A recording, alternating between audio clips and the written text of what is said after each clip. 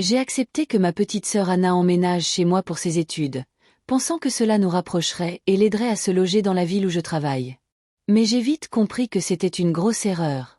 Dès son arrivée, elle s'est mise à se balader en sous-vêtements dès que mon copain était là, se mettant ouvertement dans son champ de vision, essayant de le toucher et essayant différentes tenues pour lui demander s'il la trouvait sexy, malgré mes avertissements clairs. Elle ne se comportait jamais ainsi avec personne d'autre, et chaque fois qu'on allait dans ma chambre, elle frappait, entrait sans prévenir ou prétendait avoir besoin de l'un de nous immédiatement, s'immisçant systématiquement dans nos moments d'intimité.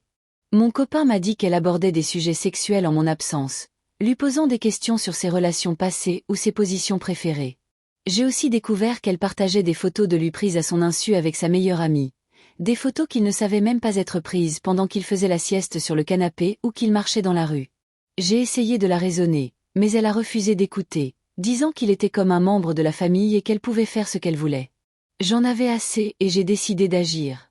J'ai d'abord contacté mes parents pour leur expliquer la situation et leur dire que je comptais la mettre à la porte, m'attendant à de la résistance. À ma grande surprise, ils m'ont cru. Apparemment, Anna avait l'habitude de flirter ouvertement lors des réunions de famille, mettant tout le monde mal à l'aise, et mes parents ne voulaient pas que son comportement compromette ma relation avec mon petit ami, qu'ils considéraient comme un parti idéal.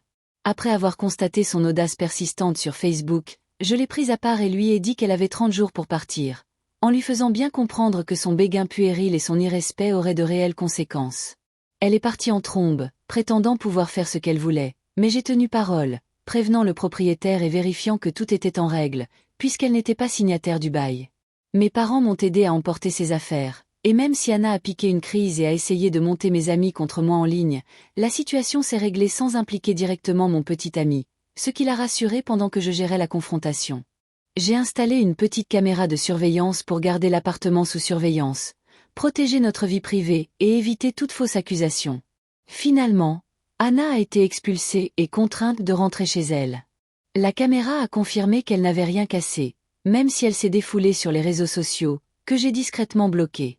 Elle a même essayé de contacter mon copain pour plaider sa cause, mais il a fermement réaffirmé notre position, lui disant qu'il soutenait mes décisions et lui expliquant que son comportement n'attirerait que les mauvaises personnes à long terme. Pendant ce temps, mon copain et moi avons discuté de la possibilité qu'il emménage, remplaçant ainsi sa part du loyer, tout en préservant notre relation saine et apaisée. Anna m'a envoyé des messages désespérés pour me supplier de rester, promettant de changer, mais je lui ai rappelé qu'elle avait déjà gâché sa chance. À travers cette épreuve, j'ai appris à poser des limites, à gérer les dynamiques familiales et à protéger mon foyer et ma relation, pour finalement en ressortir plus forte. Anna a quitté mon appartement, mes parents sont un peu plus conscients de son comportement et mon petit ami et moi sommes plus unis que jamais, libérés du chaos constant qu'elle avait provoqué.